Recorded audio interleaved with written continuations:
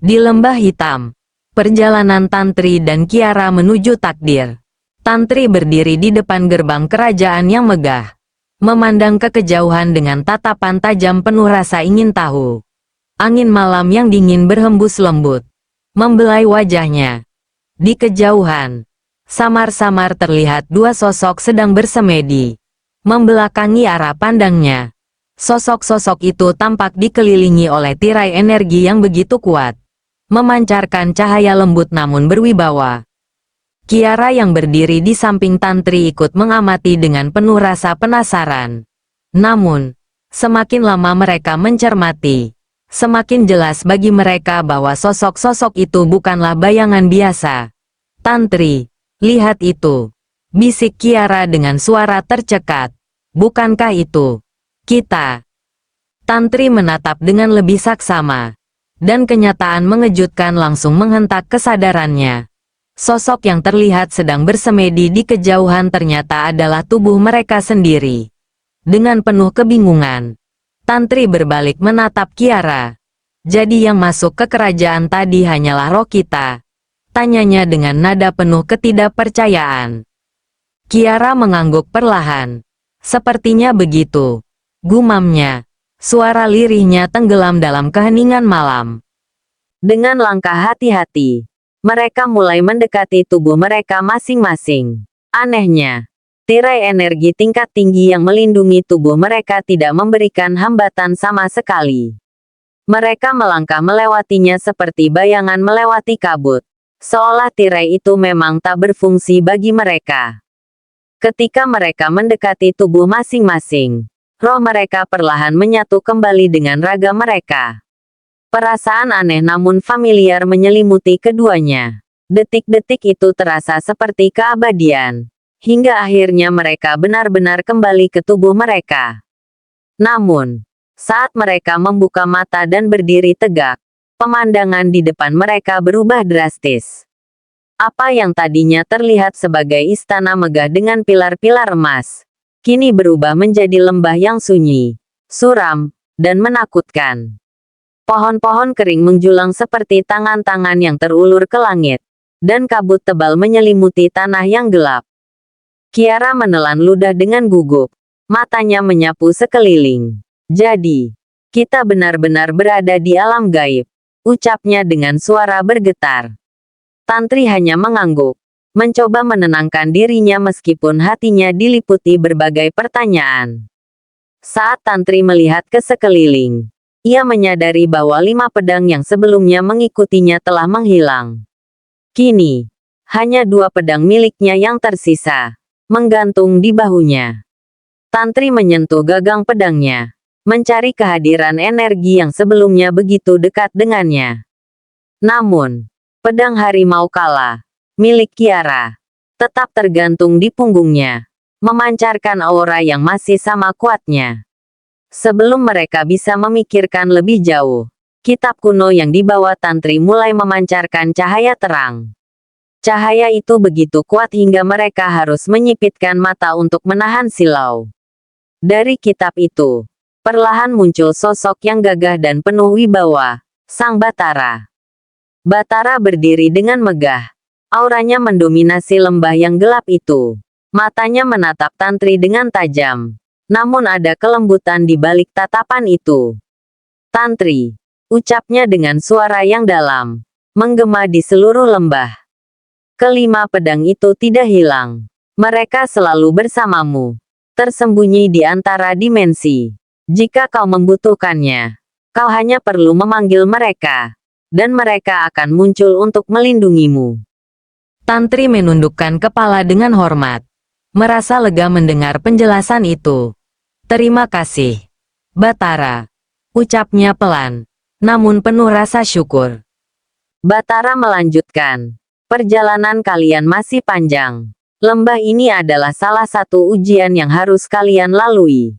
Kini, saatnya kalian melanjutkan takdir kalian menuju perguruan rembulan malam. Di sana, kalian akan menemukan jawaban atas pertanyaan yang tersisa, dan juga kekuatan untuk menghadapi apa yang akan datang." Tantri dan Kiara saling bertatapan sejenak sebelum mengangguk dengan mantap. Tanpa berkata-kata lagi, mereka melesat ke udara, meninggalkan lembah hitam yang suram di bawah mereka. Angin malam menerpa wajah mereka, membawa rasa kebebasan yang sudah lama tak mereka rasakan. Tantri merasa beban di pundaknya sedikit berkurang. Misteri tentang dirinya, tentang kehidupannya yang selama ini penuh teka-teki, kini mulai terkuak satu persatu. Meski banyak tantangan yang masih menunggu di depan, ia merasa lebih siap dari sebelumnya. Di sampingnya, Kiara terbang dengan tenang. Pedang harimau kala di punggungnya memancarkan kilau samar di bawah sinar bulan. Mereka melesat ke arah timur, menuju perguruan rembulan malam, tempat di mana takdir mereka akan terungkap sepenuhnya. Namun, jauh di lubuk hati, Tantri tahu bahwa perjalanan ini bukan hanya tentang menemukan jawaban, tetapi juga tentang membentuk dirinya menjadi sosok yang siap menghadapi apapun yang datang di masa depan. Di kejauhan, bayangan lembah mulai menghilang, digantikan oleh cahaya redup fajar yang mulai menyingsing. Dan dengan itu, perjalanan baru mereka pun dimulai, perjalanan menuju takdir yang telah lama menanti. Saat Tantri dan Kiara melayang di udara, mereka merasakan sesuatu yang tidak biasa. Tantri terdiam, matanya menyipit, mencoba memahami sensasi yang tiba-tiba muncul. Tak lama, ia menyadari ada 10 aura yang kuat, masing-masing memancarkan energi tajam dan dingin, seperti mata pedang yang menunggu untuk menyerang. Kiara, bisik Tantri sambil melirik ke arah sahabatnya. Kita dihadang. 10 master pedang. Kiara hanya mengangguk. Ekspresinya tetap tenang. Keduanya melesat turun dengan gerakan anggun, mendarat di tanah tanpa suara, seperti bayangan yang menyatu dengan bumi.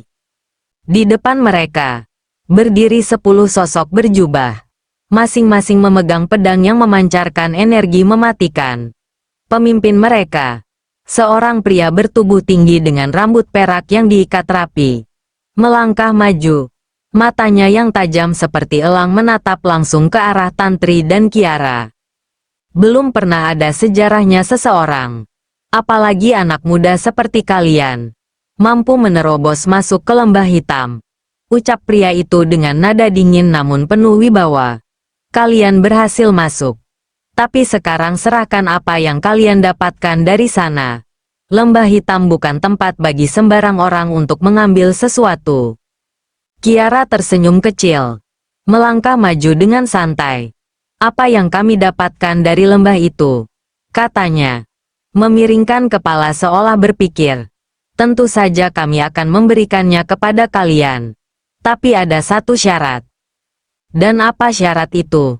Tanya pemimpin dengan nada curiga. Kalian harus melewati ujian dari kami. Jawab Kiara. Matanya berkilat tajam. Pemimpin itu tertawa kecil. Cemoohan tersirat dalam suaranya. Ujian apa? Jangan bercanda. Anak kecil. Tantri maju, berdiri sejajar dengan Kiara. Suaranya tenang namun penuh tantangan. Ujian sederhana. Kalahkan kami berdua. Tawa pemimpin itu terhenti. Ekspresi para master pedang berubah. Dari meremehkan menjadi serius. Dasar sombong. Serunya. Suaranya menggema di udara pagi. Kalian belum tahu siapa kami. Kami adalah 10 pendekar pedang terkuat di wilayah timur. Dan kalian belum tahu siapa kami. Balas Tantri sambil mencabut pedangnya. Tanpa peringatan, ke-10 master pedang itu melesat serempak. Pedang mereka bergerak seperti kilat. Tantri dan Kiara merespons dengan gerakan yang begitu cepat. Seolah-olah mereka telah memperhitungkan setiap serangan sebelumnya. Pertempuran pun pecah, membelah keheningan fajar dengan denting logam dan desingan angin. Kiara memutar pedang harimau kala dengan elegan. Setiap tebasannya menghasilkan gelombang energi yang memaksa para lawan mundur. Sementara itu, Tantri bergerak dengan kelincahan luar biasa. Tubuhnya hampir seperti menari di antara serangan para master pedang. Namun, di tengah hiruk-pikuk pertempuran, Tantri tiba-tiba berhenti. Dengan tenang, ia mengucapkan mantra, Aji Taranjana. Tubuhnya langsung berpendar, dan dalam sekejap, tubuh Tantri terbelah menjadi 7 sosok identik. Keenam bayangan Tantri langsung melesat ke berbagai arah, masing-masing dengan gerakan unik namun sama kuatnya. Lawan-lawan mereka terkejut, mencoba mengidentifikasi Tantri yang asli. Tetapi semuanya terasa sama, kuat, cepat, dan mematikan. Sementara itu, tanpa sepengetahuan siapapun, Tantri yang asli telah melesat ke atas pohon, mengamati pertempuran di bawahnya dengan tenang. Senyumnya tipis. Matanya mengamati dengan penuh perhitungan. Ia tahu bahwa 6 bayangan Taranjana miliknya cukup untuk membuat para master pedang itu kewalahan. Kiara, di sisi lain, tampak seperti bermain-main. Ia hanya menggunakan sebagian kecil kekuatannya. Namun serangan-serangan para master pedang itu selalu gagal menembus pertahanannya. Pedang harimau kala berputar dengan presisi mematikan, mematahkan setiap tebasan yang diarahkan padanya. Para master pedang itu mulai kelelahan. Wajah mereka dipenuhi peluh. Napas mereka terengah-engah. Meskipun mereka berusaha keras, serangan mereka seolah tidak berarti. Setiap kali mereka mencoba menyerang salah satu bayangan Tantri, bayangan itu melawan dengan kekuatan yang sama dengan Tantri asli. Ini tidak masuk akal, seru salah satu dari mereka. Suaranya penuh frustrasi. Kekuatan mereka, ini bukan sesuatu yang bisa kami lawan. Pemimpin mereka, yang kini mulai kehilangan ketenangan, mengayunkan pedangnya dengan segenap kekuatan, mencoba menyerang bayangan Tantri. Namun, bayangan itu hanya tersenyum sebelum menghilang dan muncul kembali di belakangnya, menyerang dengan presisi yang membuatnya terhuyung. Dari atas pohon, Tantri mengamati dengan ekspresi datar. Ia tahu mereka bisa mengakhiri pertempuran ini kapan saja. Tetapi ia ingin mengajarkan sesuatu kepada para master pedang itu, pelajaran tentang kerendahan hati. Kiara, yang menyadari situasi itu, melangkah mundur dan menatap para master pedang dengan tatapan dingin. Sudah cukup, katanya. Suaranya menggema dengan kekuatan yang membuat semua orang berhenti bergerak. Tantri melompat turun dari pohon. Tubuhnya menyatu kembali dengan 6 bayangan Taranjananya. Ia menatap pemimpin para master pedang dengan tajam. Kalian tidak pernah berniat memahami siapa kami. Tetapi kami telah memahami kalian. Jika kami mau, kalian semua sudah lama terlempar keluar dari lembah ini. Pemimpin itu terdiam.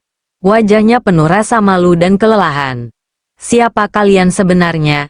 Tanyanya dengan suara lirih. Tantri menyarungkan pedangnya dan menjawab dengan tenang. Kami adalah penjaga takdir kami sendiri. Kalian tidak pantas untuk mendapatkan apapun dari lembah hitam. Kiara menambahkan, pelajaran bagi kalian. Kekuatan sejati bukan hanya tentang pedang di tangan, tetapi juga kebijaksanaan di hati. Tanpa menunggu jawaban, Tantri dan Kiara melesat ke udara, meninggalkan 10 master pedang yang masih terpaku di tempat. Fajar telah menyingsing sepenuhnya. Sinar matahari mulai menghapus bayangan suram lembah itu. Perjalanan mereka menuju perguruan rembulan malam baru saja dimulai. Dan di hati mereka, mereka tahu bahwa ujian yang lebih besar telah menunggu di depan. Kiara dan Tantri terus melesat di udara, memanfaatkan kecepatan mereka untuk menjelajah daerah baru. Saat melewati sebuah perkampungan, perhatian mereka tertuju pada sebuah warung makan yang cukup ramai. Dari kejauhan, tampak jelas beberapa meja di halaman warung itu hancur, dengan bekas sayatan pedang yang dalam. Ada sesuatu yang tidak biasa di tempat ini. Mereka akhirnya memutuskan untuk turun. Merasa perut mereka perlu diisi setelah perjalanan panjang. Tantri dan Kiara melangkah masuk ke warung yang cukup luas, di mana sebagian besar pengunjung lebih memilih duduk di area terbuka. Mereka memilih meja di sudut, agak jauh dari keramaian, untuk mengamati situasi tanpa menarik terlalu banyak perhatian. Tak lama kemudian, seorang pelayan perempuan mendekat dengan sopan. "Tuan dan Nona, mau pesan apa?" tanyanya dengan nada ramah. Tantri tersenyum lembut. "Aku pesan ayam goreng dengan sambal yan ini." Kiara mengangguk. "Aku pesan yang sama," katanya singkat. Namun, rasa penasaran Tantri mengalahkan rasa laparnya. Ia memanfaatkan kesempatan itu untuk bertanya, "Nini, apa yang terjadi dengan meja-meja yang hancur itu?"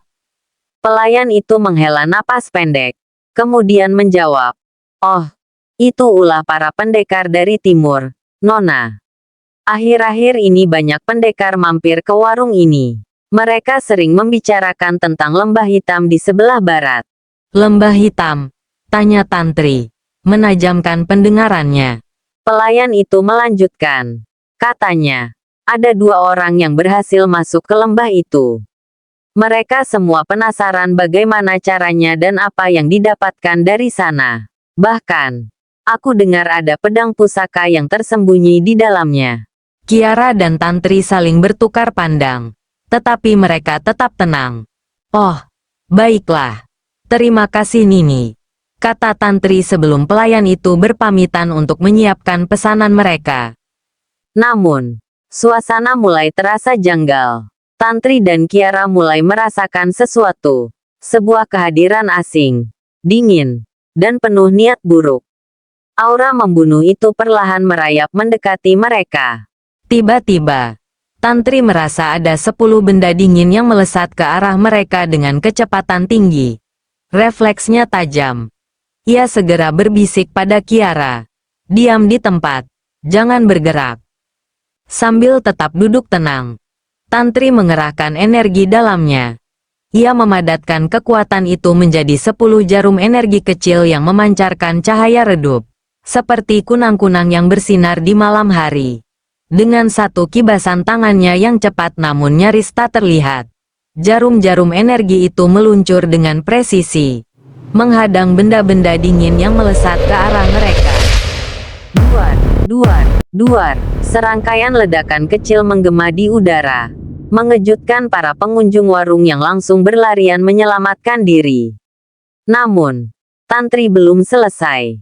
Energi yang dikerahkannya terus melesat, mengincar asal serangan.